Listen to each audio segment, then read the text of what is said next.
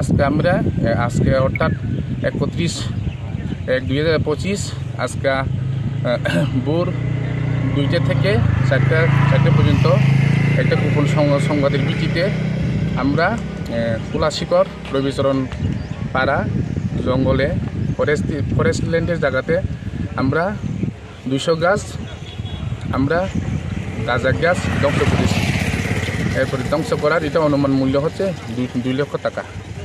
এই অভিযান আমরা সবসময় জারি থাকবো। আর এলাকার মানুষকে আমরা রিকোয়েস্ট করেছি এই অভিযানে আমাদেরকে সহযোগিতা করার জন্য, আরও যাতে ভবিষ্যতে আমরা এই অভিযানে যাতে সফলতা যাতে আমরা অর্জন করতে পারি।